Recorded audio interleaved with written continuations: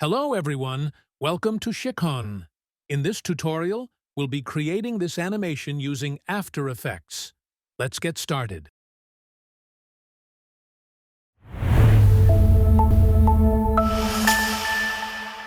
First, import your illustration into After Effects. Make sure the layers you want to animate are separated. In this case, I have kept the doors, bulbs, bulb glows, and background in separate layers. Next, to add the rain effect to the scene, create an adjustment layer. Right-click in the timeline, go to New, and select Adjustment Layer. A new adjustment layer will appear in your timeline. Rename it to Rain Effects, and move it below the door layer so the effect doesn't apply to the door. Now, go to the Effects and Presets panel and search for CC Rainfall. Drag and drop it onto the adjustment layer, and you will see that the rain effect has been applied to the scene. To customize the effect, go to the Effect Controls panel. Set the size to 4 and increase the speed to 2800. By default, the rain appears too straight, so to give it a more dynamic look, change the wind parameter to -800 and adjust the wind variation to 20%. Next, change the spread to 8 to make the rain appear more natural. At this point, you may notice that the rain is not that much visible, so increase the opacity to 40% for a more clear look. Another issue is that the rain is going outside the ground, making it look unrealistic. To fix this, increase the ground level to 30%. That's it. Now, we have a beautiful rain effect in our scene. Now it's time to add a lightning strike to the scene. To do this, create a new adjustment layer by right-clicking in the timeline, selecting New, and then choosing Adjustment Layer.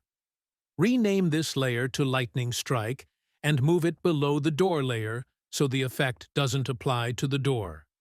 Next, go to the Effects and Presets panel, search for Advanced Lightning, and drag it onto the adjustment layer. You will now see a lightning strike in your scene. However, you may notice a checkerboard-type background behind it. To remove this, go to the Effect Controls panel and check the box for Composite on Original. This will blend the lightning effect into the scene. Now, adjust the starting point of the lightning by moving it to the left corner and slightly raising the end point. Since the default lightning strike appears too thin, increase the core radius to 2.5 to make it more visible. The glow color might not match your scene, so change it to a lightish blue for a more natural look.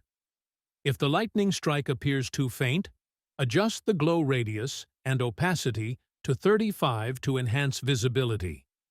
We don't want the lightning strike to extend across the entire scene, so check the box for Decay Main Core.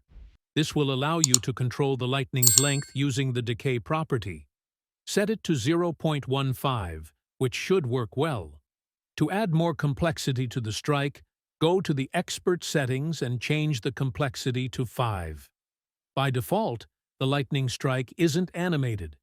To animate it, go to the Conductivity state, hold Alt, and click on the stopwatch icon to open the Expression panel. Then, type time*2. Now, the lightning strike will animate over time. Since we need an additional lightning strike in the scene, right-click on the effect and select Duplicate. This will create a second lightning effect.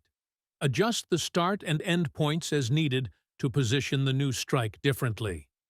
Then, change the decay value to 0.38 and increase the complexity to 6 to add more branches to this strike. Now, the lightning effect looks perfect. Next, let's add a looping animation to the car's position and rotation. Start by holding Alt and clicking on the stopwatch next to the Position property to open the Expression panel. In the panel, type Loop Out, Cycle. This will create a seamless loop for the position animation. Now, repeat the same process for the rotation property to refine the animation frames under the rotation property. hold Alt and drag the keyframes closer together. This will speed up the rotation and give the animation a smoother, more dynamic look. Effect. Now, it looks perfect. Next, let's add a black solid layer to enhance the scene. Right-click in the timeline, go to New, and click on Solid. Choose black for the color. Then, press T to open the opacity of the solid layer. Now it's time to animate the car window glass reflection. Hold Alt and click on the stopwatch to open the expression panel. Type wiggle -5, 20 to add a subtle flashing effect to the black solid layer. To make the scene feel even more dynamic, let's add a zoom-in effect. Right-click in the timeline, select New, and then choose Null Object.